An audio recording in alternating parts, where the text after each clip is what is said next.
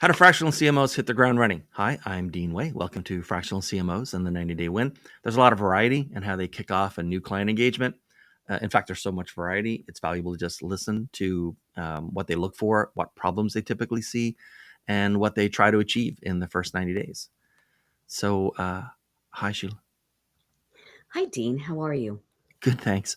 Okay, so let's imagine that there is a hypothetical 1 year engagement, and we'll get to early wins and stuff in a minute. But when you it's day one of your new engagement, right? It's boots on the ground or boots virtually, however it works these days. And what sort of core problems do you typically see or even look for when you start a new engagement at a client? Okay, so for me, we look at problems a little differently than most traditional CMOs. So, as a CMO of an experiential marketing company, when we go into companies, we look at how they engage their consumers. So, engagement can be through digital side, through social media, Right. through email marketing, all of those things, but we really look at what is the experience. So when I am rallying my team together to deliver for a client, it is what is your clear-cut message to your consumer? How are you engaging them? And how are you changing buying habits?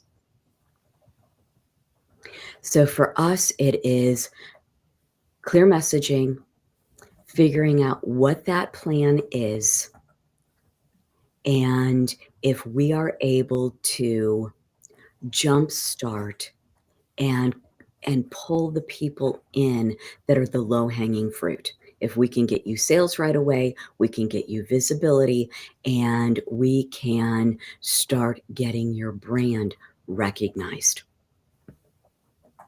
Okay. So that's phase one. Okay. I actually I forgot to mention. Please tell the audience who you are because you're amazing. So tell the audience who you are. I'm Sheila Rondeau. I'm the founder of MogXP. MogXP actually stands for Marketing Operations Group Experiential. So we have an entirely different twist on how marketing is done because, again, it is about creating and inventing customized experiential marketing programs. When we work through it, we look at pop-ups, we look at social media, digital, and large-scale in-person events that push to digital and then push back to in-person so that you create Okay. long-term engagements. We look at PR and what kind of stunts we're doing, VIP hospitality. So again, it is not necessarily your traditional media. So we're not your traditional fractional CMOs. Okay. Okay. So you had actually also started to talk about in the when we were answering the last question, talk about some early wins as well. So let's veer into that. Like what early wins or I don't like the phrase low hanging fruit, but like what early wins do you like to see you can sort of put on the board? Because a lot of stuff that a lot of fractional CMOs, their engagement, and it kind of has to be this way, is there's longer term strategy type stuff, but that's all below the waterline. It's not like, okay, what's Sheila doing right now? She's been here for a month. She's like talking to people. I've seen her talking, right? And then all of a sudden you pop out like, bang, here's your strategy. Here's the thing. Here's what we're going to be doing, all that kind of stuff. But in the meantime, what sort of like early wins do you try to look for a client? We talked about sort of bringing them, getting closer to them. First thing I look at, what organizations do they belong to? They're at those organizations for a reason. How do we get people at those organizations start talking to grow your brand? What kind of PR stunts? So I immediately look at what can we do as far as media. So do we get you on podcasts? Do we get you on interviews Okay. with radio stations, TV?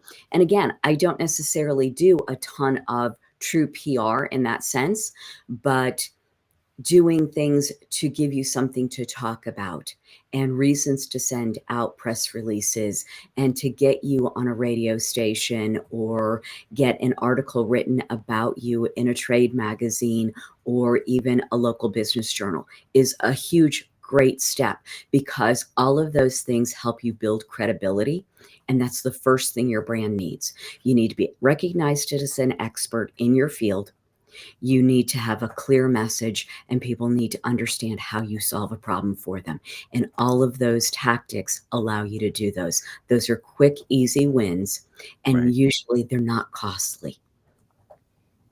Who do you who do you normally sort of put in front of the company?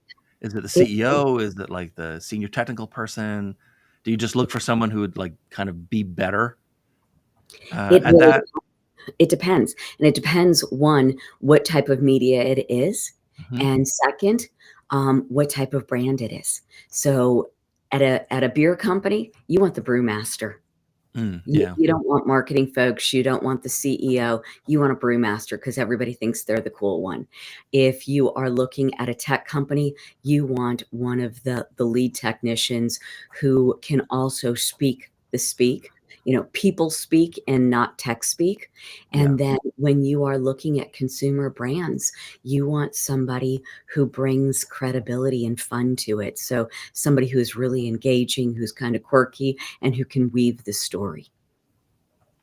Then what do what do clients normally not see or understand about the process when you get started? Then I spent a lot of time at a company called Best Damn Webinar Company, right? And it would market and produce and even script out and operate webinars for corporate clients. Mhm, And the sort of people clients often, I'm sure you found this, right? They have assumptions, mhm, and you may have to sort of disabuse them of these assumptions and beliefs so that the audience has a better experience, right? mhm. So the first thing you have to let them know is that people don't know their brand, Yeah. especially if they're at the size that they're using a fractional CMO, they typically have a brand that people don't recognize readily. And so people do business with people they know, like, and trust. Hmm. So you need to look at who in your network, who within your company has a following or gives you credibility that people will want to connect with. So it's not usually a salesperson. It Right. is usually the operational folks, the tech folks, the brand folks who know the product, and not necessarily sales folks. So the sooner you stop talking about you and start solving problems for them, the sooner you start signing deals. And when you start doing that, it is an introduction from a salesperson that turns into a conversation with the client. There is nothing worse than being given an opportunity to pitch, and you spend the entire time pitching your company instead of Yeah. introducing your company and instead talking about how you solve problems. Yeah. No, I get it. In my business, of course, I'm not a fractional CMO, so I'm a copywriter. I specialize at the very top of the funnel, right? Like the very first thing a prospect will ever see, and I'll walk clients because they'll bring you in and say, like, "Here's a list of things we want to say. Please figure out the best way to say them." And so, like, that is not going to get you anything. I'll get paid, but you're not going to get much out of that. I say you're moving on a spectrum from talking at people to talking to people to talking with people, which is normally sales, right? I said all of your stuff right now, you're just talking at people. You're trying to get them to sit still while you talk about yourself. So it's a lot easier to get people to pay attention if you just tell them their story with you in it. You know, Absolutely. talk to people, not at people, and then let sales finish up by talking with people. Yeah, the sooner you give them things of value, the Yeah. sooner they trust you. And if you can stop talking about yourself long enough to give them solutions, it's the same thing when you're creating content. Don't create content to say, hey, look at me. Instead, you give them things of value that they can use and tips, and then offer them solutions. And in doing that, you can offer your services, but instead give them things that allow them to help on their path first. It helps that connection, and it makes you authentic to them. Okay, so if let's say I'm watching this video, right, and I'm a CEO, right, and what do I do to get uh, the maximum value out of hiring a fractional CMO? You hire a CMO when you've done the work ahead of time. So be prepared to tell me who you are, Right. how you want to talk about yourself, what value you bring, who are your core customers, how did you find them, and why did they pick you? Right. If you can tell me those things, I can help you figure out what your best value is and who you solve problems for. Right. Once we do that, we can span the net further. Okay, then let's sort of like let's invert that. So, what are the signs when you're talking to a prospective client that they're not ready for someone like you? They don't have a brand guideline. Yeah, you If mean they like a don't document or just in their Yes, head? yes, they need to have a brand guideline. Yeah. If they don't know what their fonts are, what their colors are, um, what their tagline is, and if they haven't made a clear message to their team in who they are and what they do. Hmm. And that should be from them all the way down to the receptionist. One clear message. And if that's not there, they really shouldn't be hiring you. That's one of the easiest things they can do. Yeah. Now, if they need to hire someone like you to help them get that clear message, and we may tweak that message, but it's about making sure that the leadership has shared the vision across the board so that everybody's moving in the same direction. Because as a fractional CMO, you walk in, you sit in on meetings, you weigh in, you talk to people and get direction on where they're going, what they're doing, and what they're thinking, and how they're packaging things, all of those things. You get different answers from different people, and all Sure. of a sudden you've burned days, weeks, even months. Okay. And by the way, is it hard to like get someone onto a podcast? Like I mean, obviously I have a podcast and I've been a guest on podcasts, but I wouldn't know how to get someone on a podcast that like here, you're my client and you're paying me and I'm going to get you on like these podcasts. Like, I know this is a bit off topic from what we normally discuss in this podcast, but like, how is that done? There are a dozen ways of doing it. There are a Cool. lot of organizations that are specifically looking for people who want to be on podcasts. Okay. There are organizations that host hundreds and hundreds of podcasts, and you can literally go through their website and look at all the different podcasts that they host and literally send messages to them and Hmm. saying, "I'd like to offer such and such as a guest on your podcast." Oh, so it's not even like a paid thing. No, Hmm. no. Um, on behalf of the audience, can you tell us one?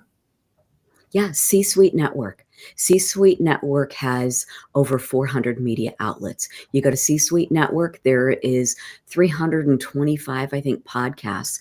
And when you go Wow. in there, you can go in and look at all the different podcasts. They have the email addresses for all of the podcasters, and you send them emails asking them if they're looking for a guest. And then some number of like months later, they get back to you. Oh, no, no, no. A lot of them 'em will have you on within weeks. Wow. Okay. I would It's have it's assumed they get a lot of inbound email and they have to like, go through a bunch. there's some of both. There are some Yeah. folks that you don't get on for 4 or 5 months, and others you can get on next week. Hmm. No, All right it's then. not a hard thing to do. I did And not know that at all. yeah, also, there are a lot of podcasters that use podcasting as a way to pitch the people who are on their show with their Right. services because it's a great way to have a one-on-one interaction. Hmm. So the best way to do that is to offer yourself because they wanna talk to you anyway. Okay. There you go. Okay. So I have one last question, I think, for us Okay. today. Another hypothetical. So you've already been engaged. You're at some point, working through your 1 year engagement with this client, right? In this hypothetical situation we like to set up here.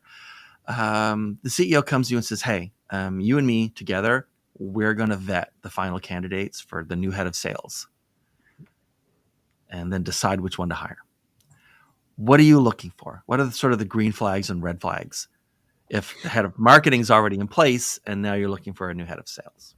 So for me, I am looking for someone who is less concerned about talking about themselves, Sure. who has a deep Rolodex or connections, whatever it is, I'm old but enough to know what a Rolodex is. Yeah, thank you. yes, but that they have true relationships instead Right. of one and dones. Yeah. Who follows them where they go? Who have they built relationships with? And how quickly can they hit the ground running? And do they have policies in place? Do they have their procedures on sales? An organization that doesn't have a sales manual is a total disaster. And if as a sales Right. manager, you are walking in and you haven't had a sales manual in the past or a training guide that you have used, even if you're going to look at the one we have and use yours and merge them, I want to Hmm. know that you have one because it says that you have policies, you hold Right. people to standards, you have expectations on what they deliver. Because as a sales manager, it's not just you selling, but it is having a team selling and understanding how you're going to train them, how you are going to follow up and make sure they're doing it. Um, as a as a business owner, myself and working with all of my other clients, I look at how much they have spent over the years on salespeople who can't deliver, who talk Right. a great game, but how do you deliver? And I want to know that you have a plan. Okay. Yeah. Okay. Thank you so much for being here, Sheila. I need to point out something about your domain name. As someone who's been on the internet side of marketing for quite a long time now, I know how rare it is to get a 5-letter .com. You either registered that a long time ago, or you got very lucky in being able to scoop it up when it expired, or you bought it from someone. But a 5-letter .com is that's like a unicorn these days. So good job on that. So is that how people should get in touch with you? Also, Yes. who should get in touch with you?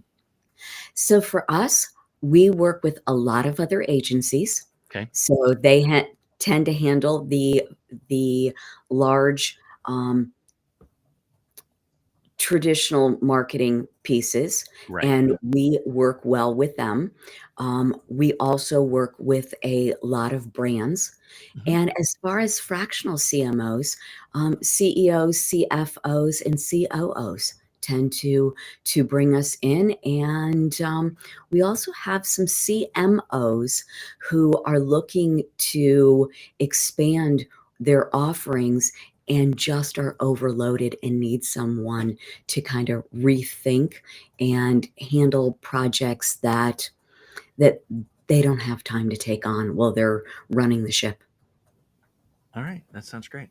Uh, Thank you, Sheila. If you're watching this, by the way, not you, Sheila, obviously, but if you're watching this, this is episode, I think, 16. So take a look around. There's probably something else that you'd be really interested in watching right now. And Sheila, you stick around for a second so we can talk later and follow up with folks to make sure that they're getting anything and they know how to contact you and that kind of stuff. And otherwise, thanks very much for being here. And it was great talking to you. And bye, everyone. See you next time.